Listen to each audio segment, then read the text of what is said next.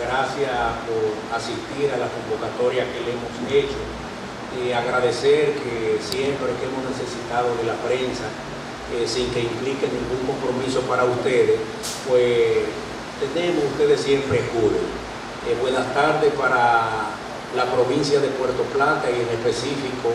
el bloque oeste, que lo compone el municipio de Inver,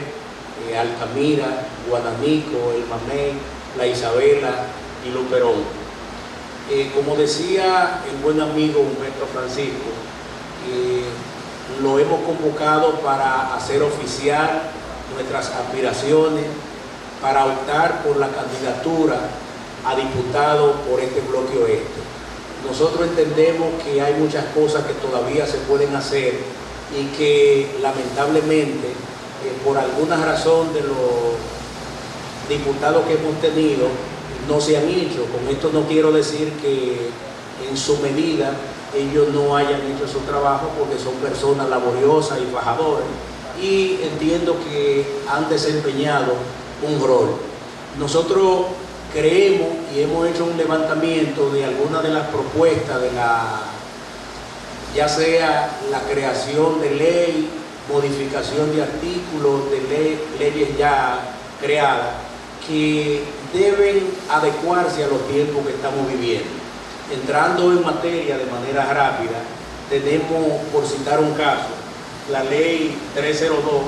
que rige los honorarios de los abogados. Esa ley fue votada hace mucho tiempo, ya alrededor, tiene unos 40, quizás 30 años, donde 100 pesos era una alta suma de dinero. Al día de hoy, lamentablemente, por la devaluación que tenemos de la moneda, cuando se habla de 100 pesos, no se lo puede dar uno siquiera a los niños nuestros cuando van al colegio y a las escuelas, porque sienten que no llevan nada. Entonces esa ley prevé, por citar un caso, las vacaciones por la notificación de un acto de alguacil, habla de 50 centavos, 100 pesos, y el mínimo que un alguacil lo está cobrando por la notificación de un acto, inclusive dentro de la misma común, en el mismo caso de aquí del municipio de Inver, oscila entre 600 a 1000 pesos. Pero cuando uno somete un estado de costas y honorario, el juez tiene que regirse porque tiene una ley que es la que decide con relación a los honorarios de los abogados. Por otra parte, tenemos una ley que, aunque no es muy vieja, también debe adecuarse a los nuevos tiempos, además de las contradicciones que tiene, que es la ley 108-05, que tiene que ver con la ley de tierra. Tiene un procedimiento que manda mucho al Código Civil, al derecho común para su aplicación. Entonces nosotros entendemos que esa ley se debe bastar a sí mismo. Por citar un caso ahora mismo, que hay una previsión en cuanto al referimiento en materia de tierra, que hay una ambigüedad, porque da cuenta que se puede iniciar el referimiento sin una instancia cursando ante el tribunal. Entonces tenemos un reglamento que, cuando tomamos el reglamento y la ley, existen contradicciones tanto entre el reglamento y la ley, y creemos que eso podemos hacer un esfuerzo y lograr que esa ley esté acorde y que no tenga la necesidad de acudir a otra legislación para su aplicación. Tenemos el caso también de la ley 4108, que instituye la carrera administrativa de los trabajadores. Esa ley, de alguna forma, no consagra el principio de igualdad, ya que en el caso de los trabajadores temporales, que son contratados por cierto tiempo, pero que se prolonga en el tiempo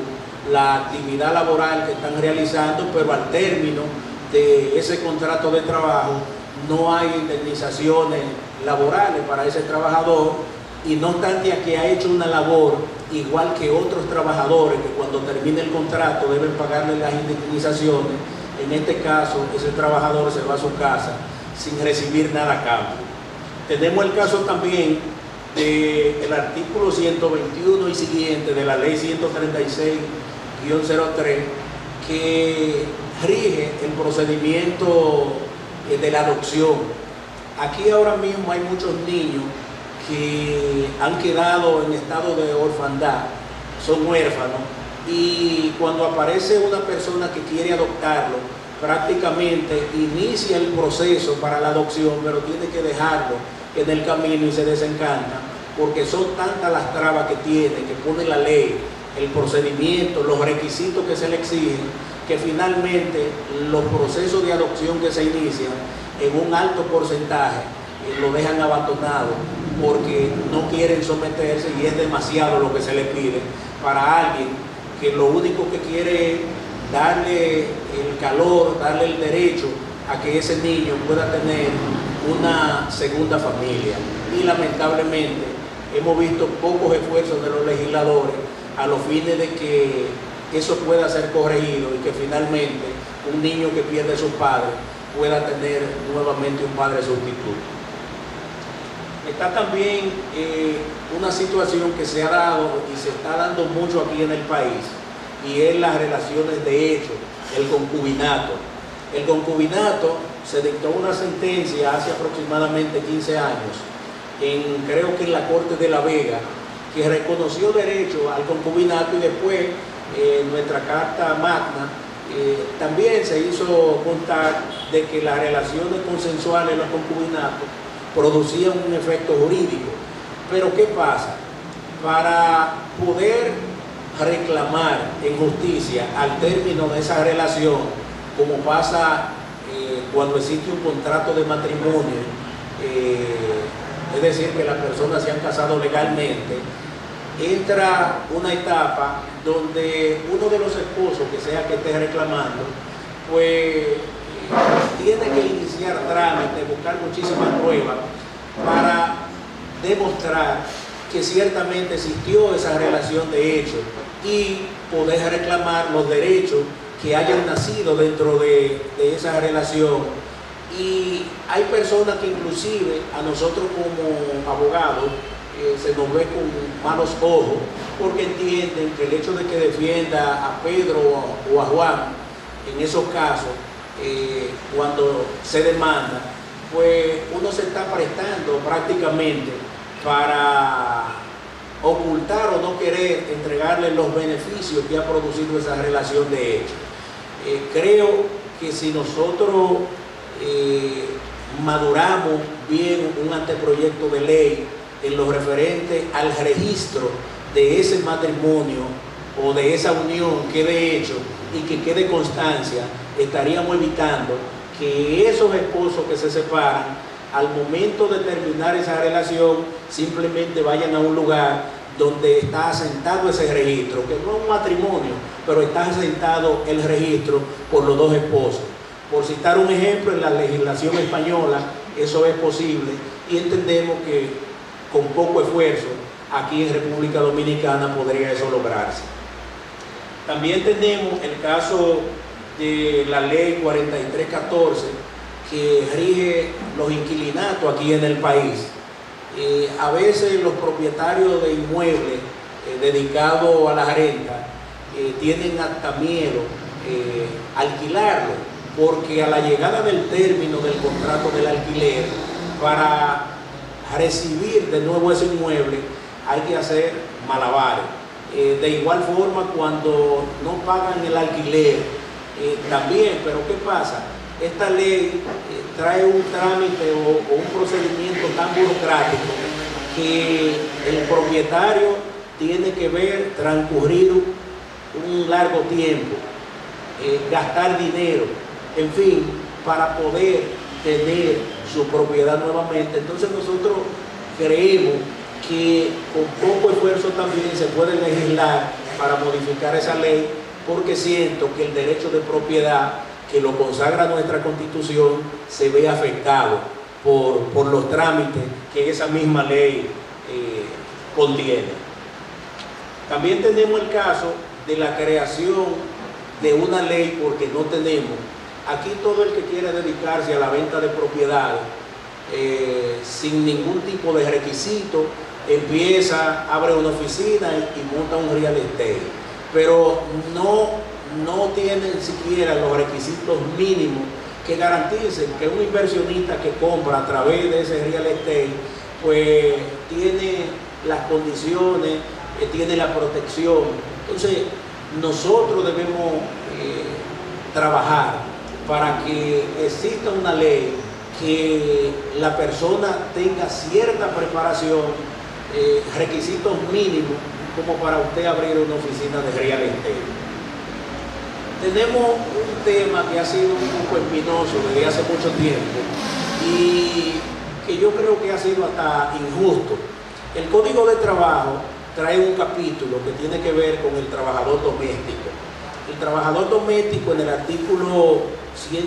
258 al 265,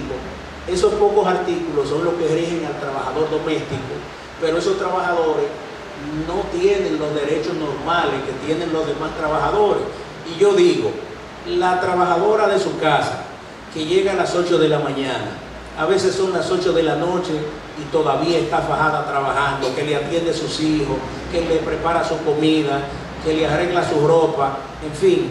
puede esa persona estar excluida de no tener los mismos beneficios que tiene el trabajador que va a una zona franca, que va a un hotel a trabajar. Yo creo que debiera tener más beneficios el trabajador doméstico, aunque ahora el ministro de Trabajo, en base a una resolución, se resolutó para que se les reconozcan iguales derechos. Lamentablemente esa resolución fue atacada ante el Tribunal Constitucional y es evidente que el Tribunal Constitucional la va a anular porque no entra dentro de la competencia del ministro de Trabajo el resolutar en ese sentido. Entonces, si trabajamos en la modificación del artículo 258 al 265 del Código de Trabajo, podríamos igualar al trabajador doméstico con los demás trabajadores. Tenemos algo muy novedoso que también pasó con la pandemia, y es el teletrabajo. El teletrabajo, como se tomaron medidas para que los trabajadores no se mezclaran por un asunto de protección, no hacer tumulto, entonces se empezó a trabajar desde la casa. Ese trabajo, no obstante que ya pasó la pandemia, todavía se sigue haciendo, pero los que trabajan de esa forma, hay derechos que no se le están reconociendo. Por citar un caso, el trabajador que está en su casa y que está sentado en un mueble, en una silla o en un sillón y se para de ahí a buscar un vaso de agua, o parándose de ahí se cae, parecería que no está protegido porque se ha entendido que eso no es un accidente de trabajo. Entonces se debe legislar porque ya es una figura que está tomando mucho auge. Se han hecho ensayos, se han hecho prácticas, pero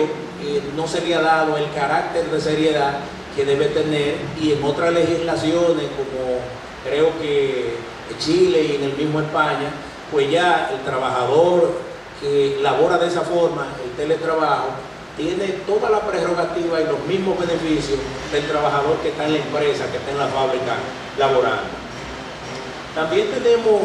ya por último, para no cansarlo mucho a ustedes con lo que tiene que ver con la creación y modificación de leyes, tenemos la ley 8701 que crea el sistema de la seguridad social. Esa ley fue votada, se aprobó, es una iniciativa del doctor Iván Rondón, que a la sazón era senador por el Seibo. En ese tiempo era una ley excelente para su aplicación y se estaba aplicando, pero luego con el paso del tiempo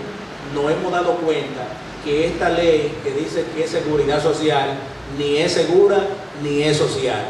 Los trabajadores, que son las personas que más deben beneficiarse de ella, ustedes ven lo que está pasando con eso. Entonces tenemos que meter mano dura con eso. Ya por último, en cuanto a los aspectos locales, entendemos que de nosotros llegar al Congreso se gestionarían las instalaciones de nave de Zona Franca, que aquí se ha convertido quizá en un cliché, pero no he visto que nadie se haya preocupado porque eso ocurra, sino que ahora, gracias a Dios, escuché el anuncio de que va a pasar, pero no hemos tenido la iniciativa nosotros de que estos municipios del bloque oeste se beneficien de una zona franca, que la puedan colocar, por ejemplo, en la Isabela, que la coloquen en Inver. En fin, lo importante de eso es que este bloque oeste, que ha estado olvidado y que se ha entendido que prácticamente no pertenece a la provincia de Puerto Plata, porque las cosas no las hacen llegar prácticamente cuando sobran, entonces se le toma en cuenta. En el caso de ustedes, los periodistas, yo en lo particular siento mucho agradecimiento, porque contrario a lo que entienden algunos, que cuando un periodista hace una crítica, lo que nos está atacando, yo siento que nos está ayudando. Pero ahorita preguntaba y decía, ¿qué legislador se le ha acercado a ustedes para escucharlo y decirle qué necesidad tienen para llevarla al Congreso? Pero lo más mínimo es, siempre escucho a Humberto que dice que ninguno de los periodistas de aquí reciben siquiera una publicidad de la Cámara. Entonces yo creo que ya es tiempo de que ustedes sean tomados en cuenta, pero para eso necesitamos trabajar. Nosotros entendemos que tenemos las condiciones como para representarlo a ustedes, representar el bloque oeste ante la Cámara de Diputados.